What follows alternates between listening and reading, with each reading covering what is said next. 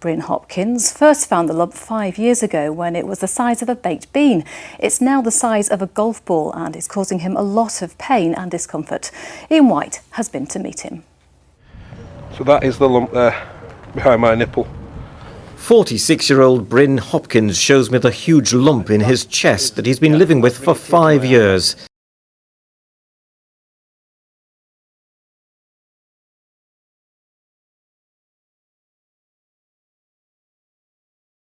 What's up guys, Derek, moreplates.com. Today we're going to be talking about going to the news with your gyno. Breaking news, bro. I have a titty. That is what I am going to be telling BBC News apparently in order to, I'm going to fucking sneeze.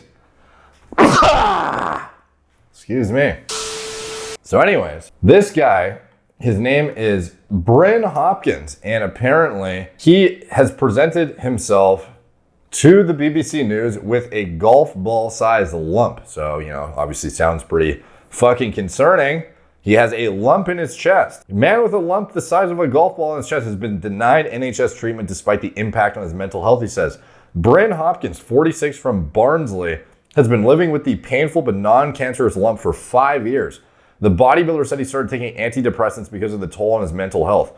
Barnsley Clinical Commissioning Group said they could not comment on individual patient. Doctors told him his BMI and the fact the procedure would be classed as a cosmetic meant he was not eligible for surgery on the NHS. Mr. Hopkins said, "The lump now in my chest is the size of a golf ball and is extremely painful.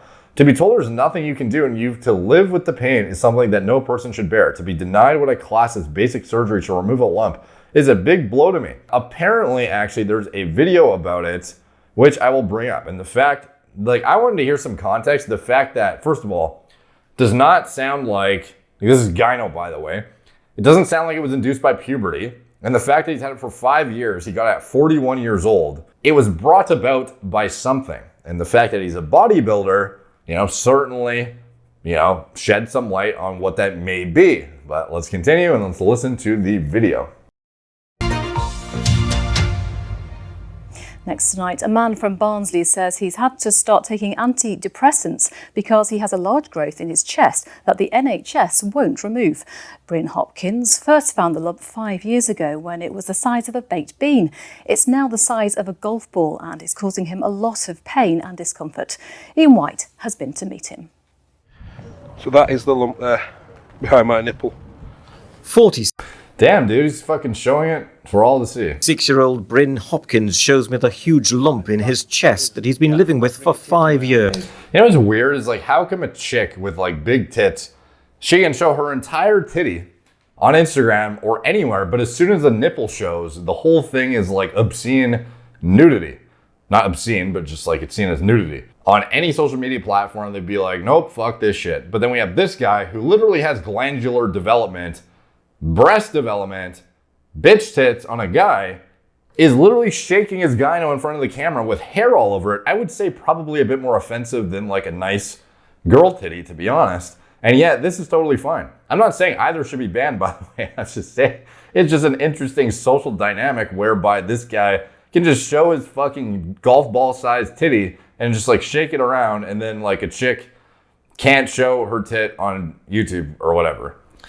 Granted, they're basically showing their buttholes on Instagram anyway, so I guess, to each his own. It's not cancerous, but causes a lot of discomfort and has grown quickly.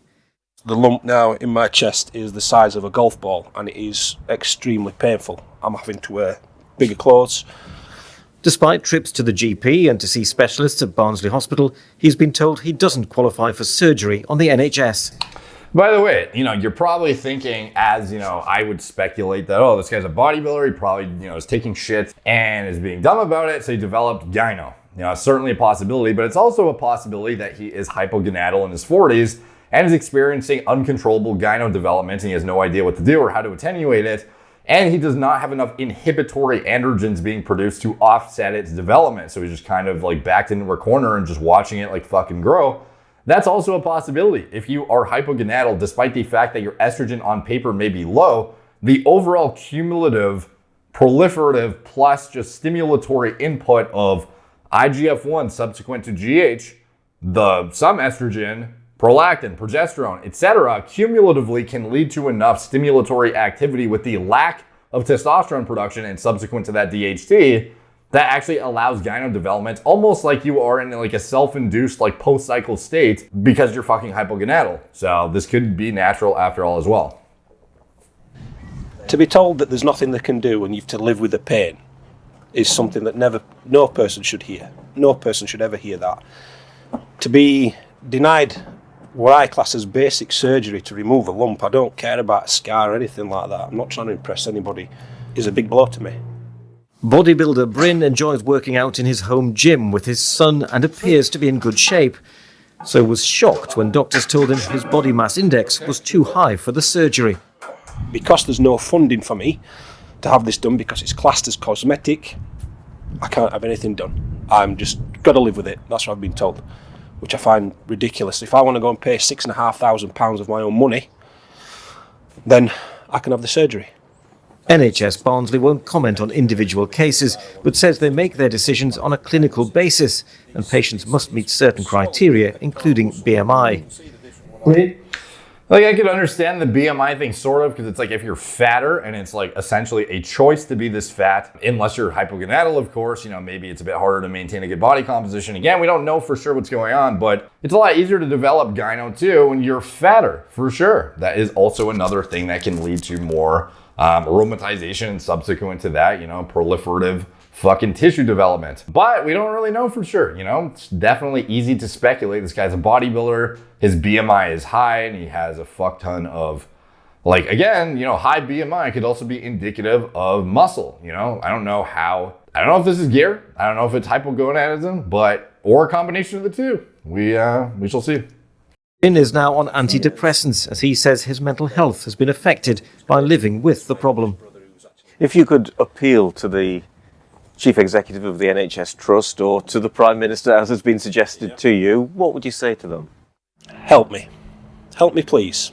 Help me, help other guys, help people with mental health problems, because I never thought mental health was a big issue until I've actually started going through it myself. You know, to be on antidepressants, to be given something that says, here, take this. This will take 4 to 6 weeks to get into your system. Then my message to either of those people, if you are watching, is please help me get this removed so I can get on with my life. So one thing that's interesting about that is for a female, if she has no tits or lack of tit development, you know, she may opt for implants. You know, obviously a cosmetic surgery not covered by insurance at all. So if you're removing titties, is that somehow trumping the insertion of titties?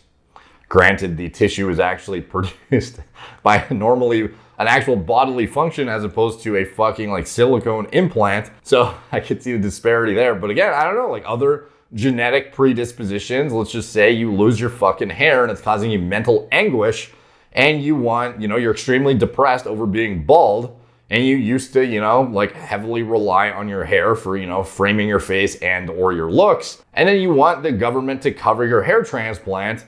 Could you claim the same shit as this guy? You know, he's obviously experiencing some severe, you know, like mental anguish over this golf ball sized lump. How much of it is derived from how sensitive it is and painful it is versus how much it just looks like unsightly?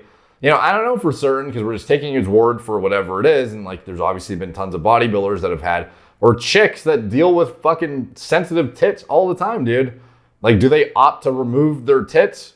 You know, like, not, like, almost never, you know, like, to be honest. So this guy, you know, does he deserve, you know, insurance coverage to get his tits removed? Should he just pony up the fucking money for it? Because obviously there's other genetic predispositions that frankly you could have like the same argument for. And on the opposite side of the coin, are females given the insurance coverage to just do whatever they want with their tits? Not necessarily. For now, Bryn is continuing to put up with the pain and discomfort, hoping the lump does not grow any bigger. Ian White, BBC Look North, Barnsley. Yeah, that's bringing a tear to my eye, that. So anyway, I defer to you guys. Ultimately, this guy, is it self-induced? Is it just, genetic predisposition and his androgen profile has declined so significantly by the time he's in his mid-40s that he just can't control the excessive growth? Is he also doing things that are going to be stimulatory of it above and beyond all that? Is it a combination of all of it? Tough to say, but I imagine a lot of people would speculate the fact that it took this long to come on and it came on so aggressively. It was probably, brought on by some anabolic usage, and perhaps haphazard anabolic usage and or poorly planned. So, and, he ends up in this situation, then, wants the government to come in and fund his removal when ultimately, girls have to deal with this shit their entire lives, don't do anything, Obviously, they would prefer to keep their tits than to cut them out. But I mean, ultimately, is this cosmetic? Is this an actual medical necessity to intervene and have, taxpayers pay for it? Or what do you think? I thought the Reddit title was quite definitely piqued my interest. This guy literally just has gyno and went to the BBC about it. And he definitely makes it sound a lot more intense than I have gyno. There's a lot of people with pubertal gyno that live with it their whole lives and it's pretty fucking bad. This guy got it randomly in his 40s. Kind of interesting scenario. So let me know what you guys think in the comments down below. Do you think this kind of thing should be covered by insurance? Do you think this guy's, just trying to cover his tracks for fucking anabolics abuse? What do you think in general? It's kind of an interesting, I don't know, where do you draw the line, I guess, when it comes to what taxpayers should be paying for when it comes to surgical intervention and whatnot? I don't know. All the comments help the algorithm. They're much appreciated. Like, subscribe, check out my blog, moreplacemordates.com. Follow me on Instagram, at moreplacemordates, Facebook, Snapchat, Twitter, TikTok, Apple Podcasts. If you want to support the channel, you can check out anything I'm associated with in the video description below. My TRT clinic, all telemedicine from the comfort of your own home. Get high quality oversight from doctors who understand gynecomastia, development, reversal, attenuating it, etc. And these are individuals who will monitor your longitudinal profile of your hormones to ensure that you never end up in a scenario like this, but also are weary of the effects and the negative deleterious impacts to your cardiovascular health, brain health, etc. of indiscriminately inhibiting aromatase. So there's definitely a fine line when it comes to, avoiding gyno, if you're genetically predisposed, and unnecessarily crushing it and fucking up your health. So anyways, if you want high quality medical oversight, definitely check out my clinic, linked in the description below. These doctors are all vetted and specialize in this stuff and provide the highest quality insight into this kind of hormonal balancing / overarching approach to endocrinology, in my opinion, for any clinic in the industry. A lot of them, frankly, just exist to prescribe cookie cutter scripts of TRT when we definitely go above and beyond that and are far more passionate about the diagnostics and education of our patients. So check that out if it interests you, as well as anything else I'm associated with. Gorilla Mind, nootropic formulas, Gorilla Mode, pre-workout formulas, design myself from scratch, my recommended diet model for gaining muscle and sports performance, and anything else I'm associated with, it is all in the video description below. Thank you guys for watching. Talk to you soon.